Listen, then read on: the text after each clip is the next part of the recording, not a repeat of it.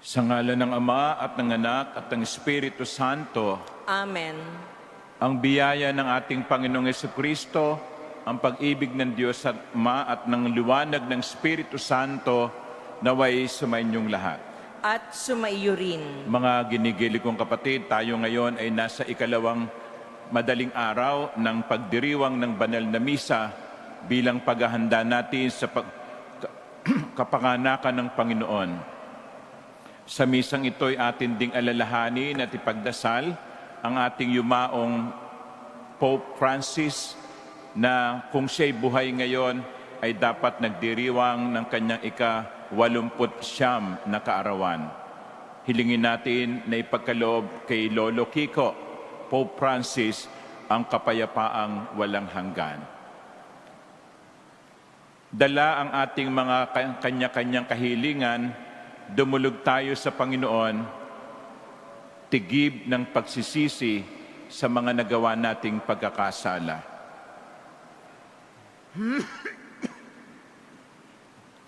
Inaamin ko sa makapangyarihan Diyos at sa inyo mga kapatid, na lubha akong nagkasala sa isip, sa salita, sa gawa, at sa aking pagkukulang.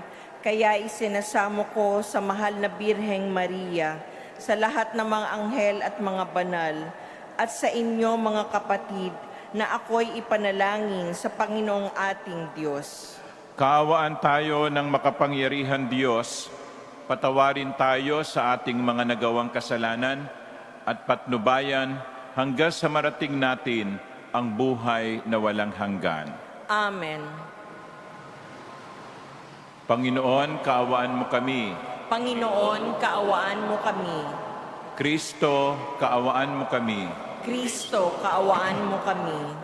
Panginoon, kaawaan mo kami. Panginoon, kaawaan mo kami. Gloria in excelsis Deo. Panginoon.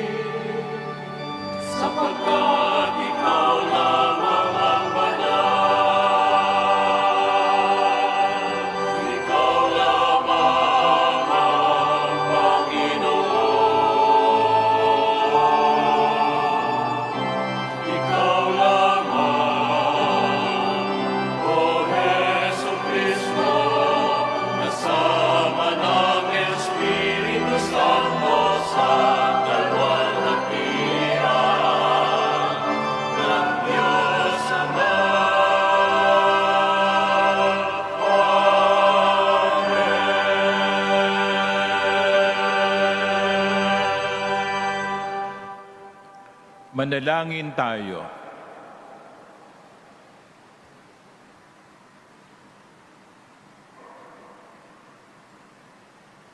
Ama naming lumikha at tagapagligtas, niloob mong magkatawang tao ang iyong salita sa sinapupunan ng laging birheng si Maria. Sa pag-ako ng iyong bugtong na anak sa aming pagkatao, pagindapati nawa kaming sa iyong pagkadiyos ay makasalo. Sa pamamagitan niya kasama ng Espiritu Santo, magpasawalang hanggan. Amen. Magsiupo ang lahat.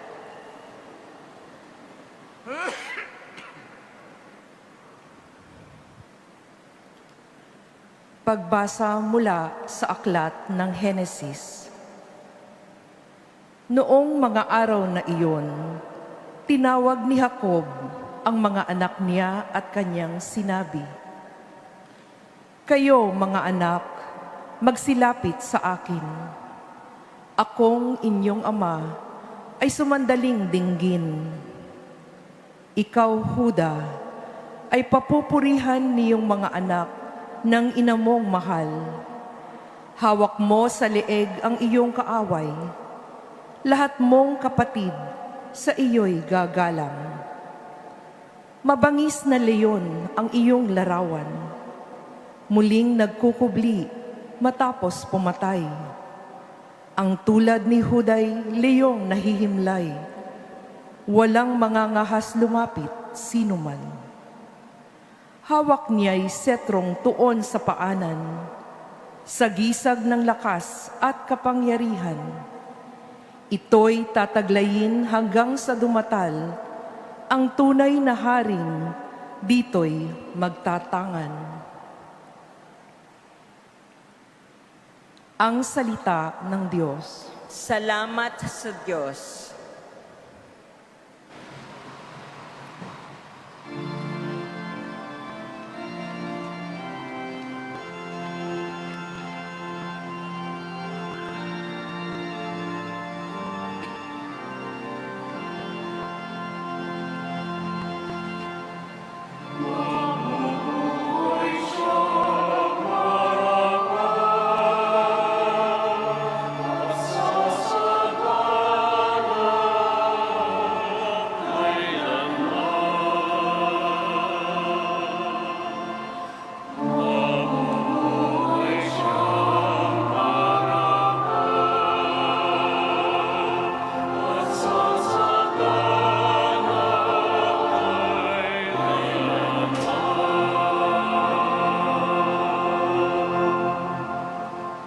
Turuan mo, yaring haring humatol ng katwiran.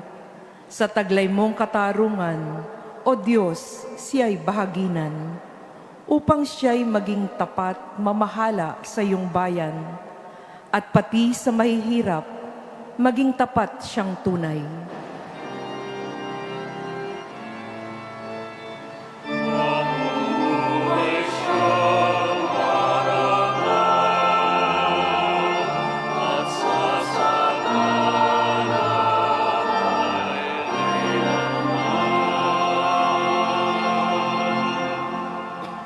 Ang lupain nawa niya'y umunlad at managana.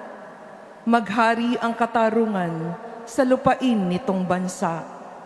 Maging tapat itong hari sa paghatol sa mahirap at ang mga taong walay pag-ukulan ng paglingap.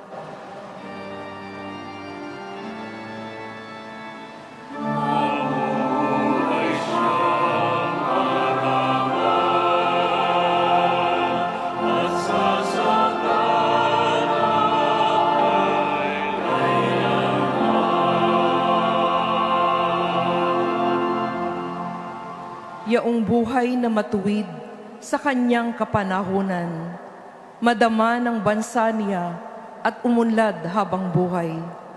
Yaong kanyang kaharian ay palawak ng palawak, mula sa ilog Euphrates sa daigdig ay ikakalat.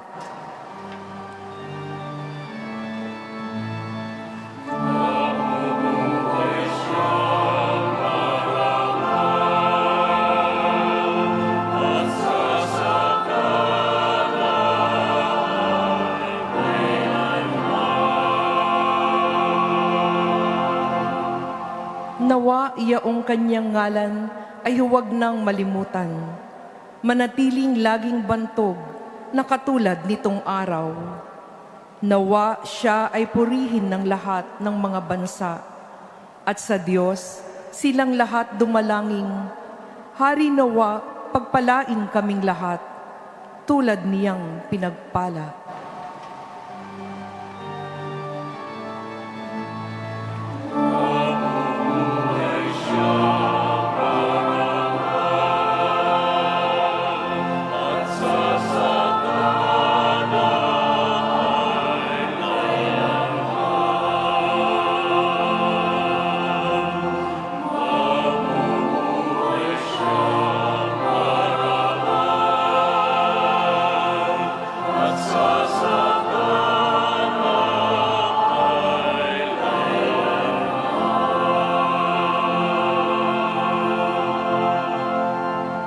Magsitayo po ang lahat.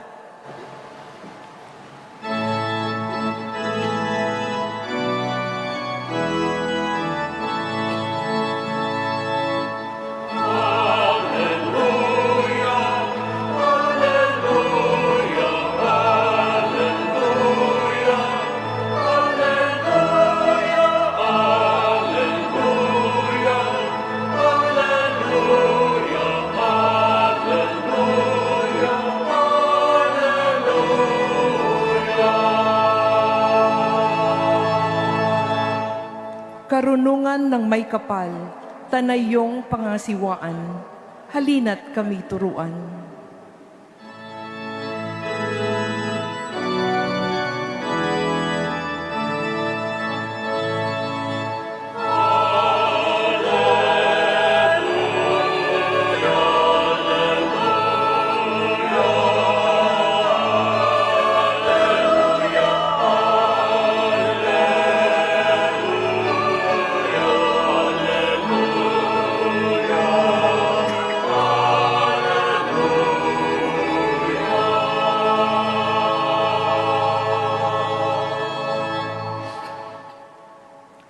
Sumainyo ang Panginoon. At sumaiyo rin. Ang simula ng mabuting balita ng Panginoon ayon kay San Mateo. Papuri sa iyo, Panginoon.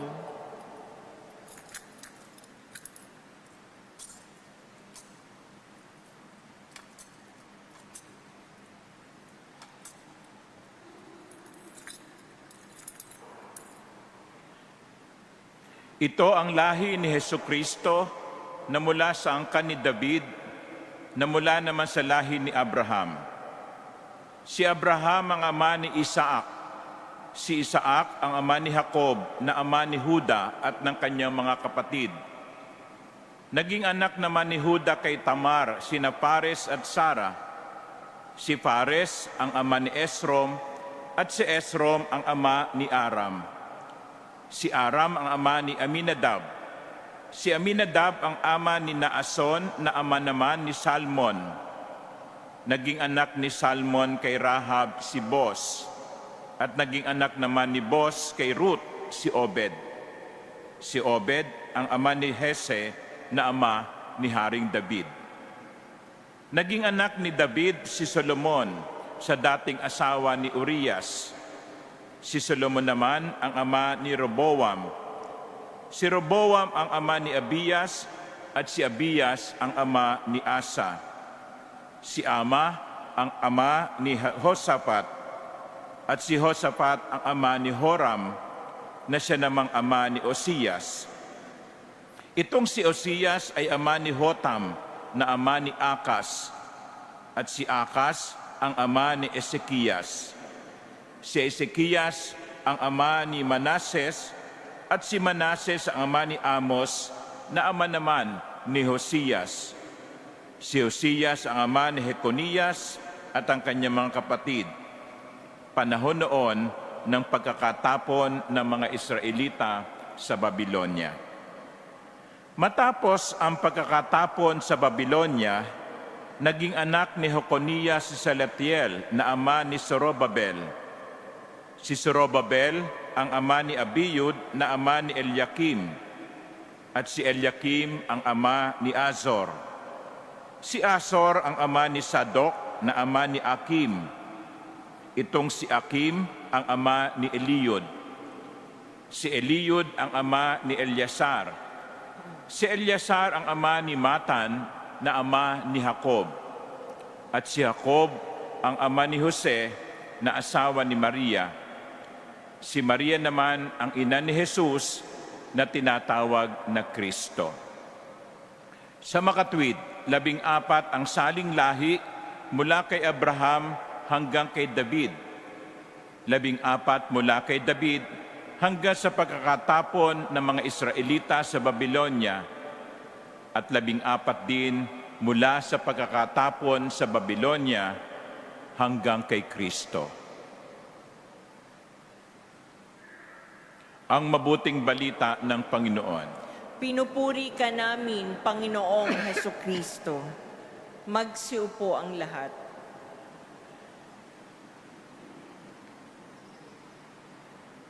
Sino rito ang black sheep ng pamilya? Taas ang kamay.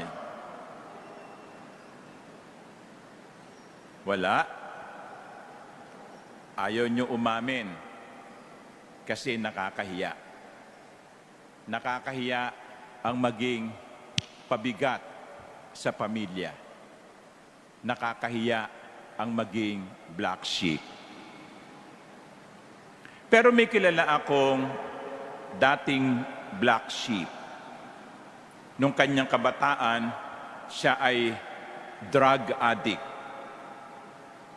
Pero pumasok siya sa rehab, nagbago, pumasok sa seminaryo, at naging pari.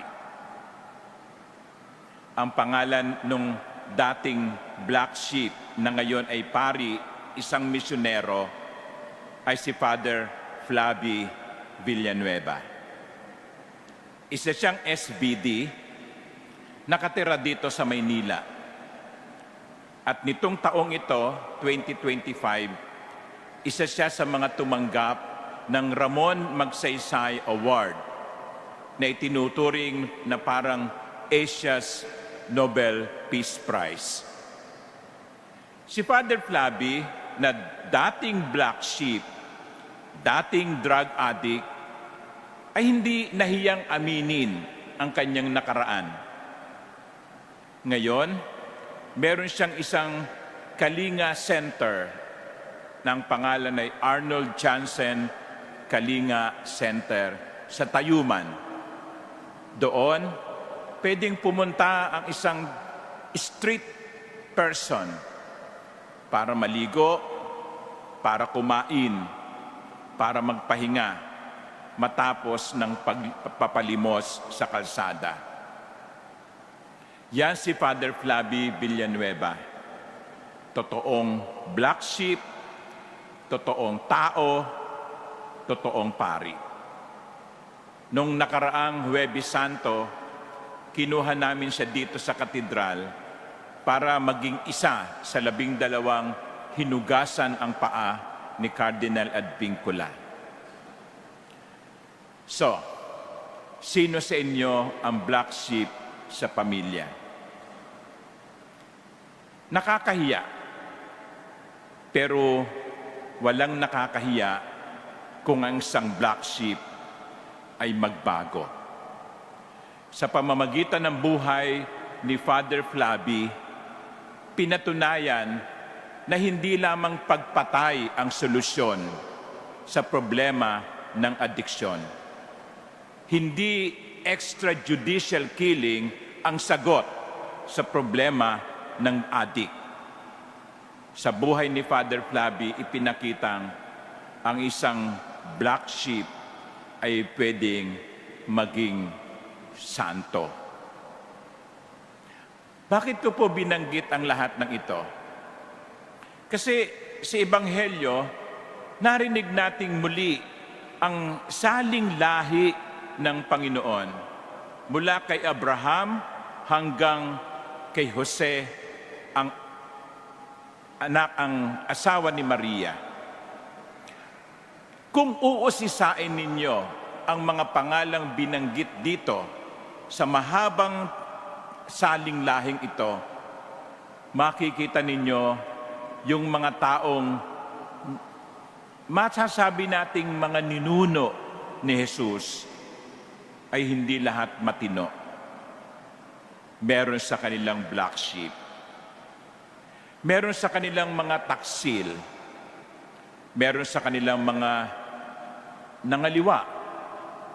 Meron sa kanilang mga, at marami sa kanila ang may hindi magandang nakaraan.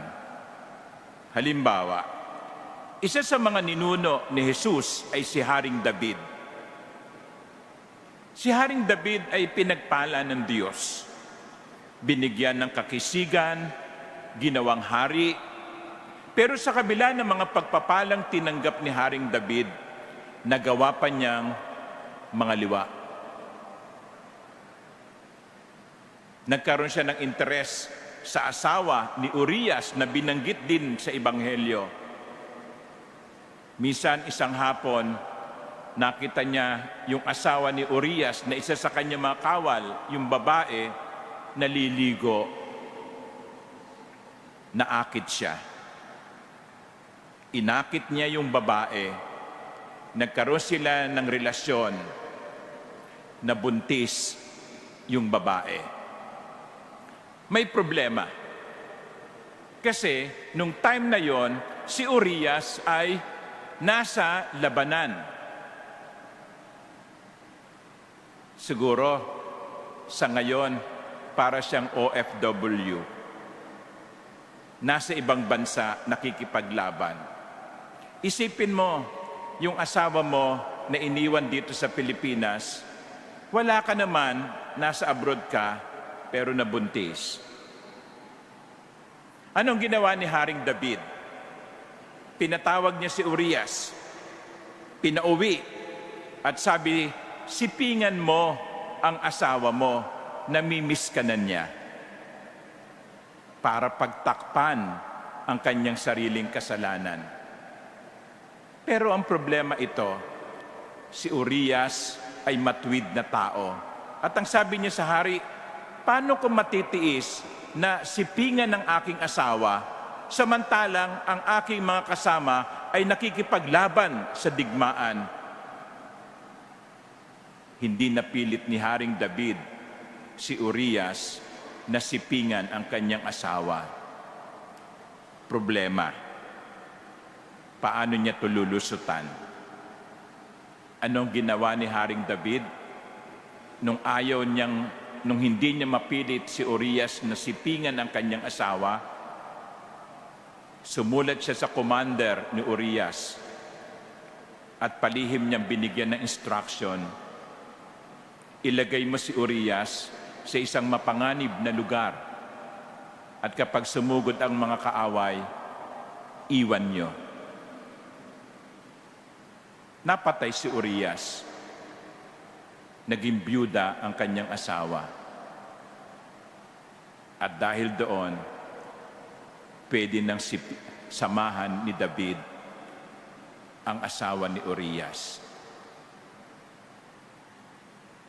Black sheep. Of course, kung susundan natin ang pagbasa ng kwentong ito, nagsisi si Haring David sa kanyang ginawa. Pero damage has been done. Yan ang isa sa mga ninuno ni Jesus. Black sheep. Pero alam nyo, ang ganda ng Ebanghelyong ito. Anong mabuting balita ang makikita natin sa Ebanghelyong ito na puro pangalan? Eto.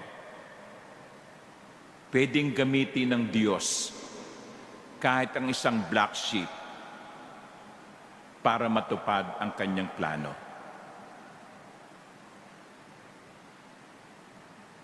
Pwedeng gamitin ng Diyos kahit ang isang makasalanang tao upang matupad ang plano niya. Now, hindi ko sinasabi na sige, manatili tayong black sheep sapagkat magagawa naman ng Diyos ang kanyang gusto. sa kabila ng ating pagiging makasalanan. Hindi po. Hindi yan ang lesson ko. Ang lesson ko ito, kahit ang isang masamang tao, pwedeng gamitin ng Diyos para matupad ang kanyang plano. Kapag ito'y gusto ng Diyos, hindi natin ito mapipigilan. Kapag ito ang kalooban ng Panginoon, gagawa at gagawa ang Panginoon ng paraan upang matupad ang kanyang plano. Pero ang pangalawang lesson ng Ebanghelyong ito ay ito. Ang isang black sheep, kung magiging bukas sa biyaya at grasya ng Diyos, ay pwedeng magbago. Pinatunayan ito sa buhay ni Father Flavi. Out of the darkness of his life, God was able to do something beautiful. Kaya mga minamahal kong kapatid, huwag tayong mawawalan ng pag-asa. Kasi kahit na ganito ang ugali natin, kahit na maituturing tayo mga black sheep ng pamilya, kung bubuksan natin ang ating puso sa grasya ng Diyos, pwedeng baguhin ng Diyos ang buhay natin.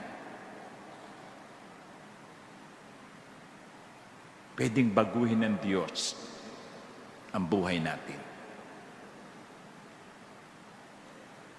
Ngayon taong ito, ipinagdiriwang natin ng Jubilee of Hope. Anong ibig sabihin ng pag-asa? Na ang isang tao, habang humihinga, ay may pag-asa. Hindi tayo dapat sumuko. Hindi tayo dapat masiraan ng loob. Hindi natin dapat sabihin, ganito na lang ako, ganito na ako ganito na lang akong lagi. Hindi. Sapagkat pwedeng ang isang kasumpa-sumpang buhay ay pwedeng baguhin ng Diyos kung ang taong ito ay bukas sa kanyang biyaya. David was a black sheep. He converted. Father Flavi was a black sheep. He converted. Many people were black sheep before. They converted because they allowed the grace of God to work in them. Mga minamahal kong kapatid, ang bawat isa may kakayanang magbago sa tulong ng biyaya ng Diyos. At sa bandang huli, anong itinuturo sa atin ng Ebanghelyong ito? Minsan, ang plano ng Diyos hindi agad-agad nangyayari. Isipin niyo yung haba ng panahon mula kay Abraham hanggang kay Jose. Libo-libong taon ang lumipas bago naganap ang kalooban ng Diyos. Sabi ko nga nung isang araw, God is never delayed. His timing is always perfect. Huwag tayong mainip. Mangyayari din ang plano ng Diyos. Alam niyo, kumisan, yan ang sakit natin Gusto natin agad-agaran.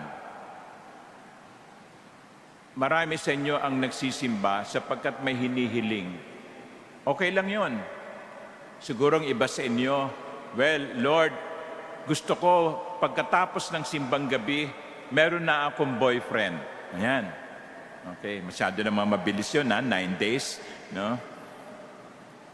At pag hindi nangyari, sasabihin natin, hindi ako mahal ng Diyos kasi hindi sinasagot ng Diyos ang aking dasal. Kapatid, hindi ganon. Gagawin ng Diyos ang kanyang plano sa paraan at sa panahon ayon sa Kanya. Hindi tayo ang magde-decide. Nanghihingi lang tayo eh. Hindi tayo magde-decide. Ibibigay ng Diyos ang hinihiling natin sa paraan at sa panahong ipinasya niya. Keep on praying.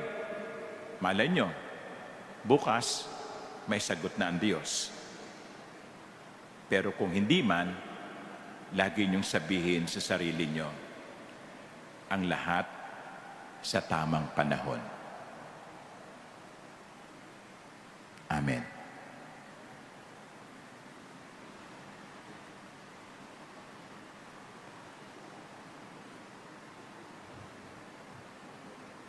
Magsitayo po ang lahat. Bilang mga taong marurupok at mahihina, idinudulog natin ang ating mga kahilingan sa ating Amang nasa langit, na dahil sa kanyang habag at pag-ibig ay nagnanais na tayo ay maligtas at matutuhan ang katotohanan. Sa bawat kahilingan ang ating itutugon, Panginoon, dinggin mo ang aming panalangin. Panginoon, dinggin mo ang aming panalangin. Ang ating kaparian naway sundin ang kalooban ng Diyos at itaguyod ang ikabubuti ng mga taong nasa kanilang pangangalaga, lalo na ang mga dukha at kapuspalad. Manalangin tayo sa Panginoon. Panginoon, dinggin mo ang aming panalangin. Bilang isang pamayanan, naway makilala natin ang kabutihang nasa bawat isa sa atin, maging mapagmahal sa lahat ng nakasasalamuhan natin at umiwas sa paghusga sa nalilihis ng landas. Manalangin tayo sa Panginoon. Panginoon, dinggin mo ang aming panalangin. Ang mga naligaw ng landas at nakadarama ng pangungulila, pagkabagabag at pagtatakwil, naway makatagpo ng pag-asa at habag sa pag-ibig ng Diyos. Manalangin tayo sa Panginoon. Panginoon, dinggin mo ang aming panalangin. Ang mga may sakit at mga nagdurusa, naway mabuhayan ng loob at palakasin ng pagkabatid na sila ay mahal ng Diyos. Manalangin tayo sa Panginoon. Panginoon, dinggin mo ang aming panalangin. Ang mga namayapa naway mapatawad sa kanilang mga kasalanan at mamahinga sa kapayapaan ng langit magpasawalang hanggan. Manalangin tayo sa Panginoon. Panginoon, dinggin mo ang aming panalangin.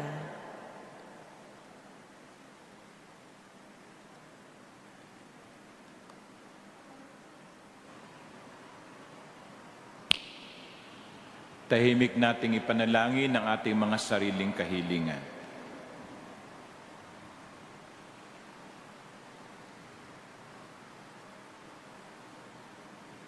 Ama naming nasa langit, palakasin nawa kaming lagi ng kapangyarihan ng iyong pag-ibig. Huwag mong pabayaang guluhin ng mga alalahanin sa mundo ang aming mga pag-iisip at huwag nawang mapangibabawan ng kasamaan ang aming buhay. Idinadalangin namin ito sa pamamagitan ni Kristong aming Panginoon. Amen. Magsiupo ang lahat.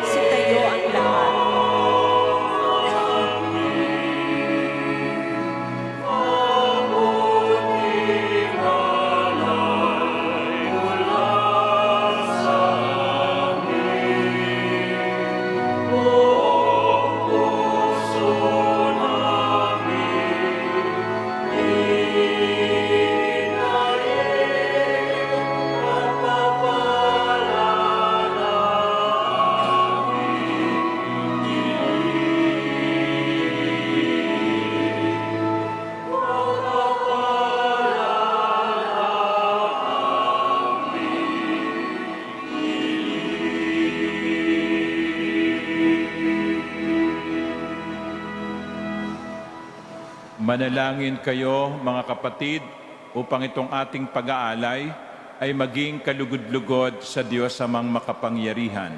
Tanggapin nawa ng Panginoon itong paghahain sa iyong mga kamay, sa kapurihan niya at karangalan, sa ating kapakinabangan at sa buong sambayanan niyang banal. Ama naming lumikha, gawin mong banal ang mga alay ng iyong sambayanan, upang sa kagalang-galang na pagdiriwang na ito, kami pagindapatin mong magkasalo-salo sa pagkaing ibinibigay mo. Sa pamamagitan ni Jesucristo kasama ng Espiritu Santo, magpa sa walang hanggan. Amen. Sumain niyo ang Panginoon. At sumaiyo rin. Itaas sa Diyos ang inyong puso at diwa. Itinasa namin sa Panginoon. Pasalamatan natin ang Panginoong ating Diyos. Marapat na siya ay pasalamatan. Ama naming makapangyarihan, tunay nga marapat na ikaw ay aming pasalamatan sa pamamagitan ni Jesucristo na aming Panginoon. Ang pagsusugo mo sa Kanya ipinahayag ng lahat ng mga propeta. Ang pagsilang niya ay pinanabikan ng mahal na Birheng Kanyang inang tunay sa kapangyarihan ng Espiritong Banal. Ang pagdating niya inilahad ni San Juan Bautista sa kanyang pagbibinyag.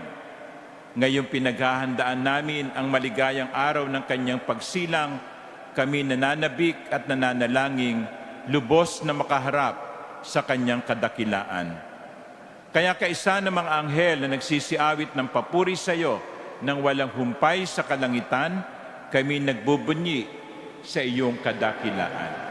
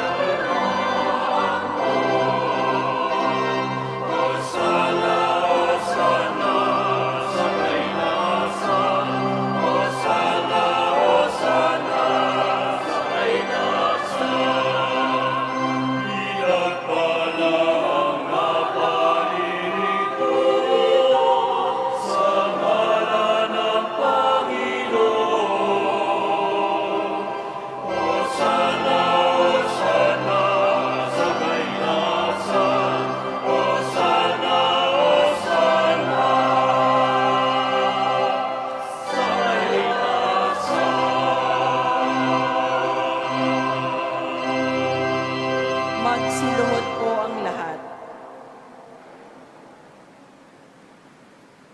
Ama naming banal, ikaw ang bukal ng lahat ng kabanalan.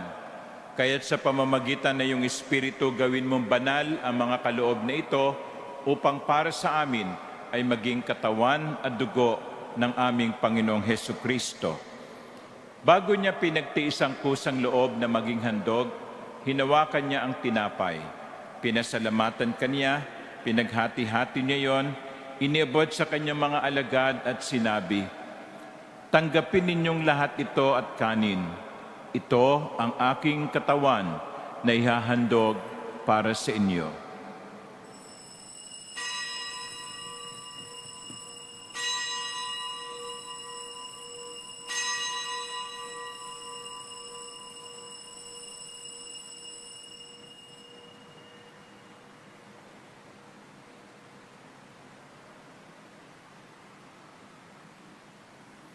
Gayon din naman, nung matapos ang hapunan, hinawakan niya ang kalis, muli kanyang pinasalamatan. Iniabot niya ang kalis sa kanyang mga alagad at sinabi, "Tanggapin ninyong lahat ito at inumin. Ito ang kalis ng aking dugo ng bago at walang hanggang tipan. Ang aking dugo na ibubuhos para sa inyo at para sa lahat sa kapagpapatawad ng mga kasalanan. Gawin ninyo ito sa pag-alala sa akin."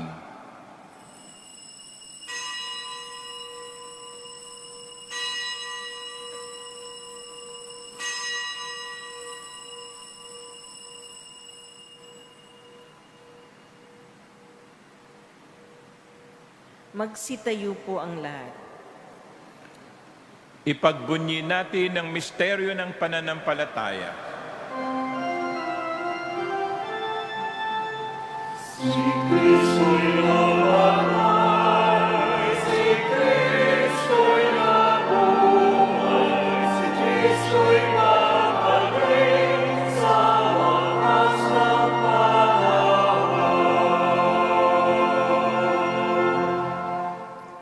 Ama, ginagawa namin ngayon ang pag-alala sa pagkamatay at muling pagkabuhay ng iyong anak.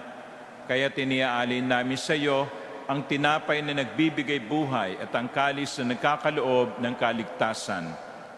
Kami nagpapasalamat dahil kami iyong minarapat na tumayo sa harap mo para maglingkod sa iyo.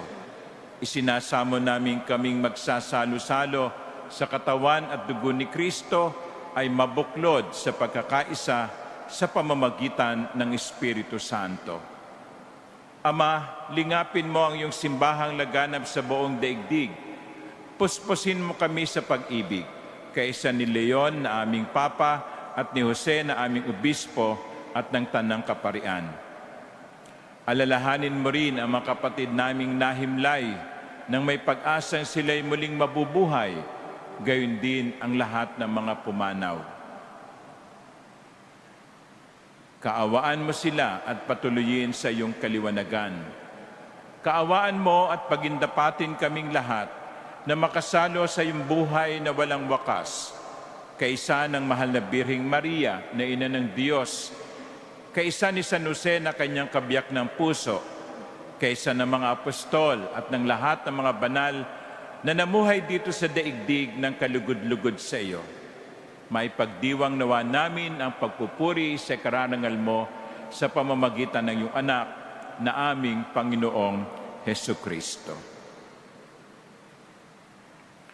Sa pamamagitan ni Kristo, kasama niya at sa Kanya, ang lahat ng parangal at papuri ay sa iyo, Diyos amang makapangyarihan, kasama ng Espiritu Santo, magpas sa walang hanggan.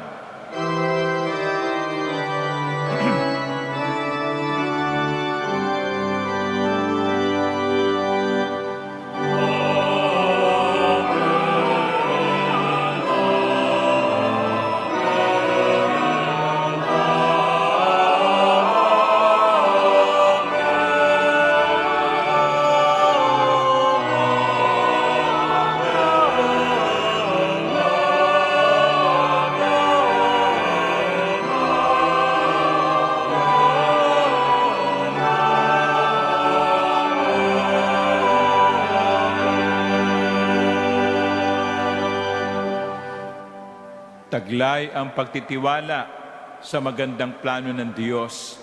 Sama-sama tayong manalangin sa Kanya sa mga salitang iniwan sa atin ni Jesus.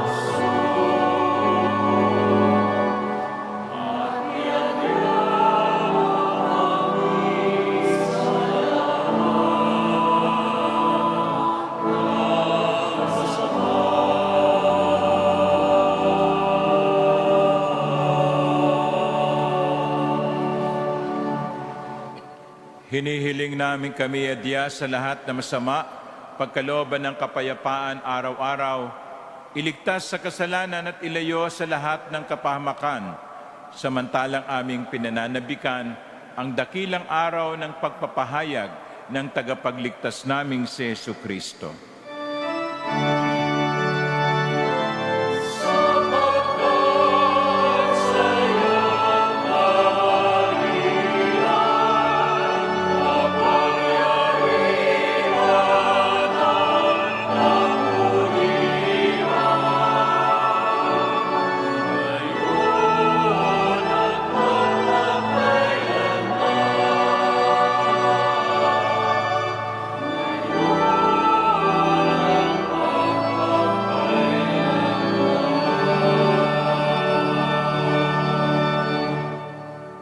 Panginoong Jesucristo, sinabi mo sa iyong mga apostol, kapayapaan ang iniiwan ko sa inyo, ang aking kapayapaan ang binibigay ko sa inyo. Tunghayan mo ang aming pananampalataya at huwag ang aming napakaraming kasalanan at kataksilan. Pagkalooban mo kami ng kapayapaan at pagkakaisa ayon sa iyong kalooban, kasama ng Espiritu Santo, magpasawalang hanggan. Amen. Ang kapayapaan ng Panginoon ay laging sumainyo. At sumaiyo rin. Magbigayan kayo ng kapayapaan sa isa't isa.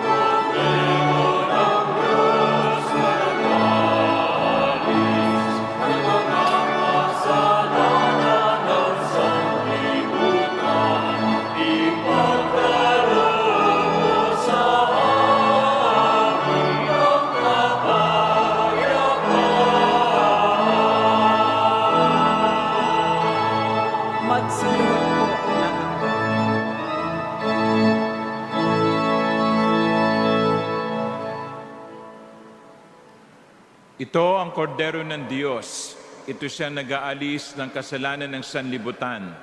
Pinagpala tayong inaanyayahan sa kanyang piging. Panginoon, hindi ako karapat-dapat na magpatuloy sa iyo, ngunit sa isang salita mo lamang ay gagaling na ako.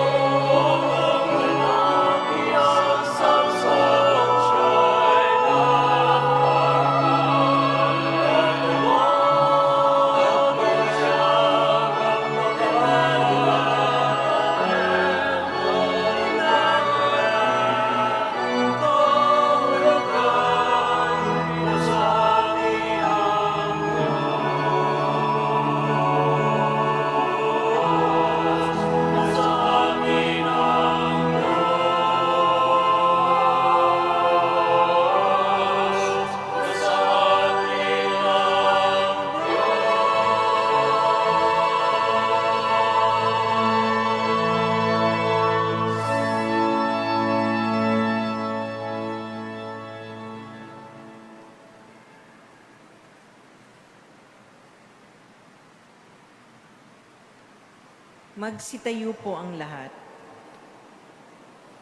Manalangin tayo. Ama naming mapagmahal, kaming pinapagsalo mo sa iyong piging ay pag-alabi nawa ng iyong Espiritu sa pananabik na magliwanag sa piling ng dumarating na si Kristo sa pamamagitan na namamagitan kasama ng Espiritu Santo magpas sa walang hanggan. Amen. Lumuhod po ang maaaring lumuhod at sama-sama nating dasalin ang Oratio Imperata para sa katapatan, katotohanan at katarungan. Tayong lahat. Amang makapangyarihan sa lahat, ikaw ang gumabay sa iyong bayan mula sa pagkaalipin bilang haliging ulap sa araw at haliging apoy sa gabi.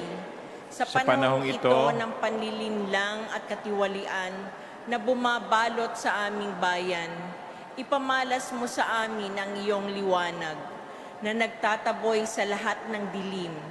Inaamin naming kami rin ay madalas lumalakad sa kadiliman.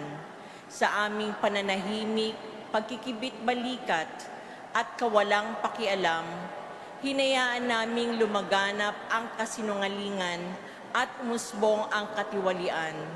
Patawarin mo kami, Panginoon, at linisin mo ang aming mga puso sa kasalanang bumubulag at sumisira, kasalanang umaagaw ng pagkain sa mahihirap at ng pag-asa sa buong bayan.